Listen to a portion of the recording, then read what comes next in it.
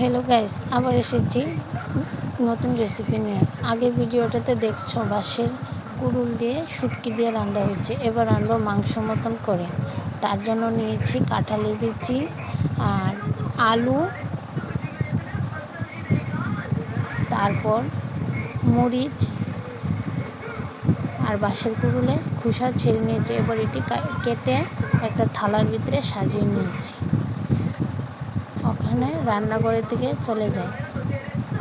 রান্নাঘরে এসেছি, চুলা কড়াই বসিয়ে দিয়েছি। এবার একটা থালের ভিতরে সবগুলো সাজিয়ে নিয়েছি।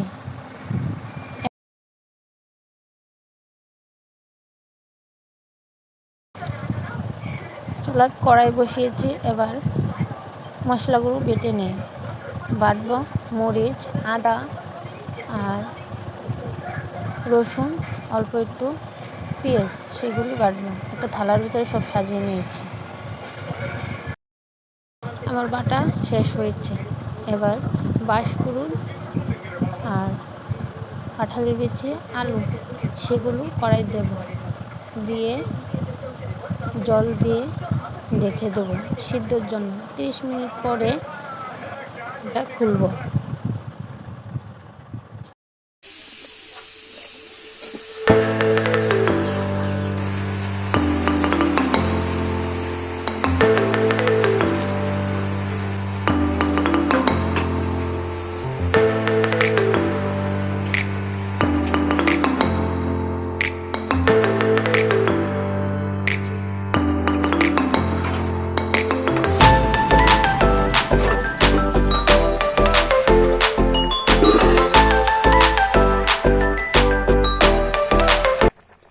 এবার এগুলো নামিয়ে নেব।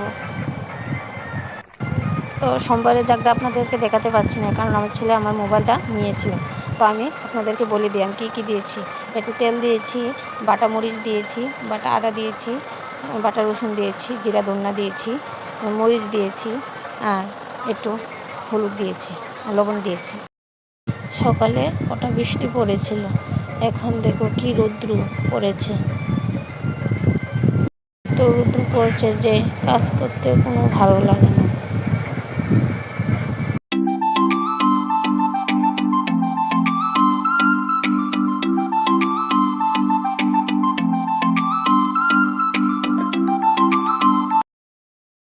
এবার ঢাকনাগুলোকে খুলে ভালো দিকে নাড়িয়ে লাল লাল হবে, ভালো দিকে নাড়াবো। নাড়ার পর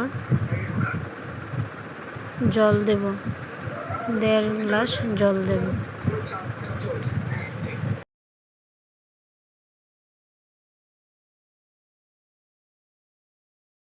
এবার ভালোটিকে একটু নাড়িয়ে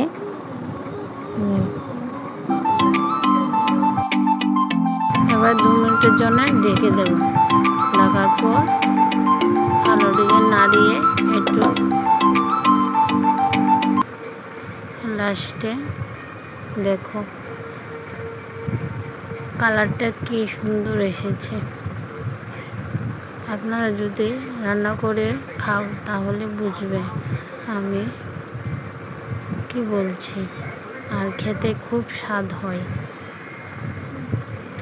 আমি প্রথমে ফার্স্ট রান্না করেছি।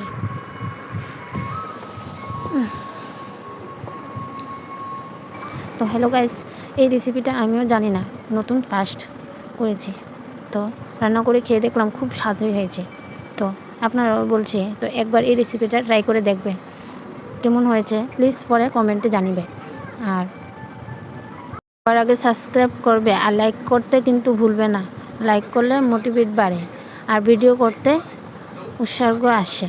তো প্লিজ লাইক করবে। আর আবার যদি নতুন নতুন রেসিপি জানতে চাও তো প্লিজ আমার চ্যানেলে থাকবে। Good bye.